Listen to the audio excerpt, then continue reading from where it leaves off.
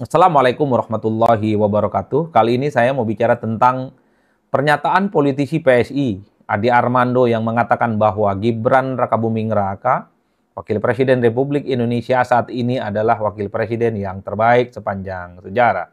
Tentu ini menjadi topik politik yang paling hangat hari ini, menjadi pergunjingan yang tidak berkesudahan. Dan seperti biasa, pastinya pernyataan-pernyataan semacam ini menimbulkan kontroversi, dan kemudian menimbulkan pro dan kontra. Ada yang mendukung bahwa Gibran itu adalah wakil presiden terbaik sepanjang sejarah, tapi banyak juga pihak-pihak yang menganggap itu tidak pantas dan dianggap tidak ada ukurannya yang bisa dijadikan sebagai petunjuk bahwa Gibran itu adalah wakil presiden terbaik dalam sepanjang sejarah. Dalam konteks itulah kemudian saya tertarik untuk bicara itu. Sebenarnya kalau kita teliti satu persatu ya, minimal untuk mendalami kira-kira apa argumentasi Ade Armando yang bisa dijadikan sebagai petunjuk untuk melihat sekaligus bisa dijadikan sebagai ukuran untuk menyebut Gibran itu sebagai wakil presiden terbaik dalam sepanjang sejarah. Secara eksplisit memang tidak ada ya argumen-argumen itu. Tapi rata-rata saya melihat ada beberapa poin, ada beberapa statement yang sepertinya menjadi stressing penekanan dari Ade Armando untuk menyebut Gibran sebagai wakil presiden terbaik sepanjang sejarah. Pertama, adalah bahwa Gibran itu adalah sosok yang mampu meningkatkan elektabilitas ataupun mampu meningkatkan perolehan suara Prabowo Subianto di Pilpres 2024 yang lalu. Sepertinya bagi Ade Armando, kehadiran Gibran sebagai calon wakil presiden berdampingan dengan Prabowo Subianto sebagai salah satu kunci bagaimana pasangan Prabowo dengan Gibran itu mampu meningkatkan elektabilitas dan mampu mengunci kemenangan Pilpres dengan memperoleh dukungan 58%. Itulah yang disebut oleh Ade Armando. Jangan lihat Gibran itu adalah anaknya Jokowi. Jangan lihat Gibran itu dan dikait-kaitkan terkait dengan politik kekeluargaan. Tapi lihatlah Gibran itu adalah sebagai calon wakil presiden yang mampu meningkatkan elektabilitas Prabowo ketika berkompetisi dalam Pilpres 2024. Itu yang saya lihat adalah argumen yang pertama yang sepertinya digunakan oleh Ade Armando untuk melihat bagaimana seorang Gibran itu adalah wakil presiden yang terhebat versi Ade Armando. Nah, yang kedua adalah penilaian Ade Armando di mana Gibran itu mampu memanfaatkan media sosial bagi Gibran untuk menyampaikan visi misi, gagasan-gagasan besarnya terkait dengan bagaimana membangun Indonesia di masa-masa yang akan datang. Betul kalau itu yang disampaikan. Artinya belakangan ini memang kita menyaksikan dari dekat bagaimana Wakil Presiden Gibran Rakabuming Raka beberapa kali memang mengunggah video-video yang terkait dengan kondisi politik bangsa dan termasuk soal bagaimana persiapan Indonesia menghadapi situasi yang semakin mengglobal. Misalnya dalam akun pribadinya, Gibran itu kan mengunggah terkait dengan pentingnya bonus demografi, persiapan bangsa Indonesia menyongsong generasi emas, termasuk juga bicara tentang anak-anak muda, termasuk juga bicara tentang hilirisasi, dan seterusnya, dan seterusnya. Penggunaan media sosial ini sepertinya bagi Ade Armando sebagai poin plus bagi Gibran untuk bisa disebut sebagai wakil presiden terbaik sepanjang sejarah. Karena memang harus kita akui, follower dan para pengikut Gibran sebagai wakil presiden saya kira cukup banyak. Di semua kanal media sosial yang dimiliki oleh Gibran memang pengikutnya cukup luar biasa, jutaan jumlahnya, dan disitulah kemudian dijadikan sebagai tempat bagaimana Gibran itu menyampaikan gagasan, narasi, dan pikiran-pikiran besarnya terkait dengan bagaimana membangun Indonesia di masa yang akan datang, tentang hilirisasi, tentang anak muda, tentang AI, dan seterusnya, termasuk juga soal bagaimana kesiapan Indonesia menghadapi bonus demografi 2045. Itulah yang kemudian diekspos oleh Ade Armando sepertinya sebagai petunjuk yang kedua untuk menyebut Gibran itu adalah wakil presiden terbaik sepanjang sejarah. Nah, yang ketiga, sepertinya Ade Armando itu menggunakan panggung debat calon wakil presiden 2024 yang lalu sebagai ukuran juga bahwa Gibran itu adalah sebagai anak muda yang tampil agresif dengan gagasan-gagasan yang cukup teruji. Karena Ade Armando mengatakan bahwa Gibran waktu melakukan debat kandidat waktu Pilpres, tentu dengan Mahfud MD saat itu kan tampil cukup baik menurut Ade Armando, kemudian dengan gagasan-gagasan besar dan menunjukkan Gibran itu adalah sebagai orang yang berpengalaman. Itu adalah ukuran yang ketiga yang saya lihat dalam pernyataan Ade Armando menyebut bagaimana seorang Gibran itu disebut sebagai wakil presiden yang terbaik dalam sepanjang sejarah. Meski pada saat yang bersamaan muncul pertanyaan-pertanyaan kritis untuk melihat kira-kira sepanjang 7 bulan menjadi wakil presiden ini, apa yang sebenarnya bisa diukur oleh seorang wakil presiden? Apa yang sudah dilakukan oleh Gibran sebagai wakil presiden sehingga bisa disebut dan sangat layak disebut sebagai wakil presiden terbaik? Tentu belum kelihatan. Dulu memang ada yang disebut dengan lapor Mas Wapres. Itu banyak diapresiasi oleh publik. Meski per hari ini kabar terkait dengan lapor Mas Wapres itu kan tidak pernah kelihatan lagi.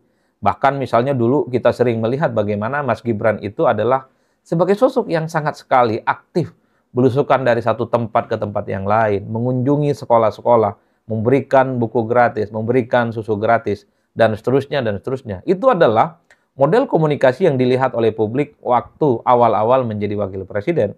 Oleh karena itu, wajar kalau kemudian sebenarnya pernyataan Ade Armando itu dibarengi dengan pernyataan-pernyataan kritis. Misalnya pertanyaannya adalah, ada tidak bukti yang cukup valid, bukti yang cukup sahih secara politik, apa kinerja seorang wakil presiden yang bisa dijadikan sebagai petunjuk, yang bisa dijadikan sebagai pegangan, bisa disebut sebagai wakil presiden terbaik sepanjang sejarah. Inilah yang per hari ini kan menjadi pertanyaan di media sosial, menjadi pertanyaan yang kemudian cukup kuat di percakapan-percakapan, di kelompok-kelompok kritis, dan di media sosial secara umum. Oleh karena itu ya tentu kita tinggal nunggu waktu apa argumentasi yang akan disampaikan oleh Bang Ade Armando sebagai politisi PSI yang mengatakan Gibran itu adalah sebagai wakil presiden terbaik. Nah yang terakhir, saya ingin melihat Ade Armando itu dalam dua hal sekaligus. Pertama, saya ingin melihat pernyataan Ade Armando itu sebagai sebuah pandangan subjektif.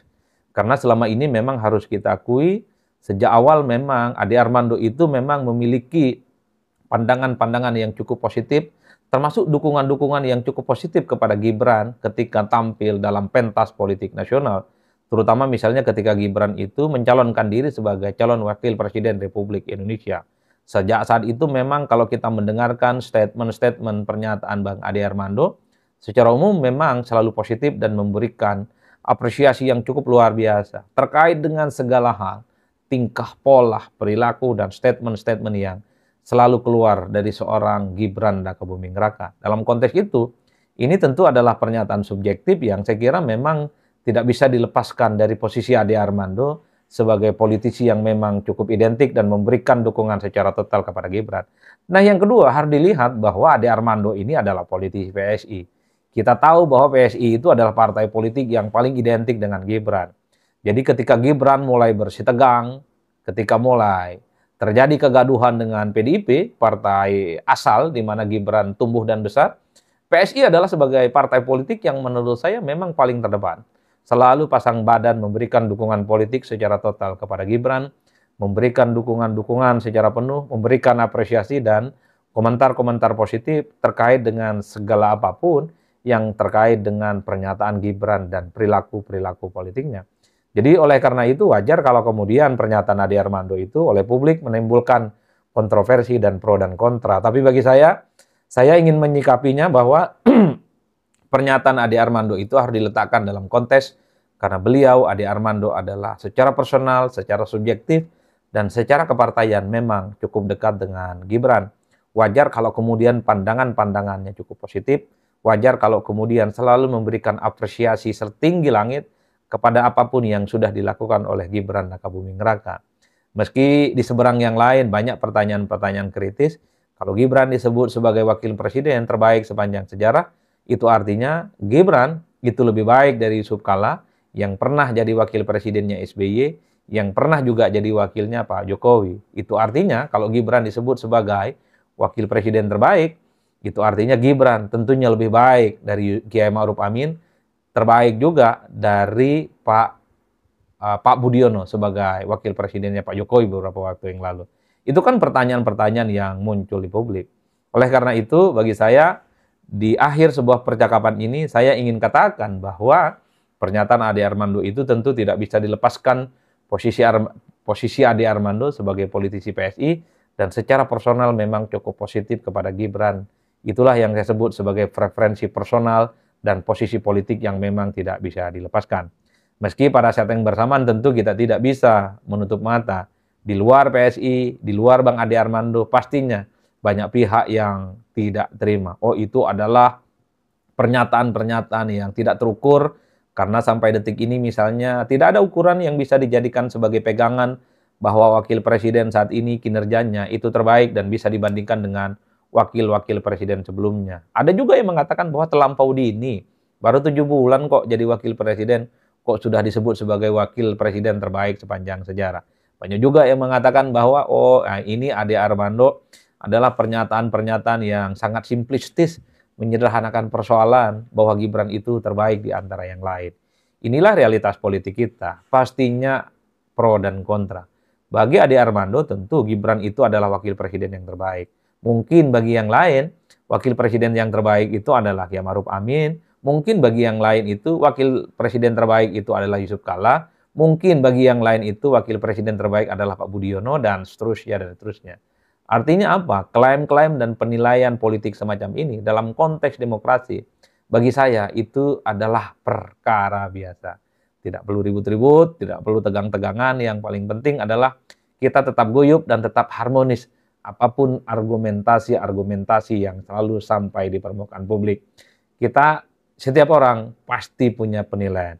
Setiap kelompok, setiap pihak pasti punya penilaian. Dan penilaian itu pastinya berseberangan dengan pihak yang lain dan pastinya ada juga yang menerima dan ada juga yang menolak. Namanya juga demokrasi. Kita tidak bisa menyamakan semua pendapat orang.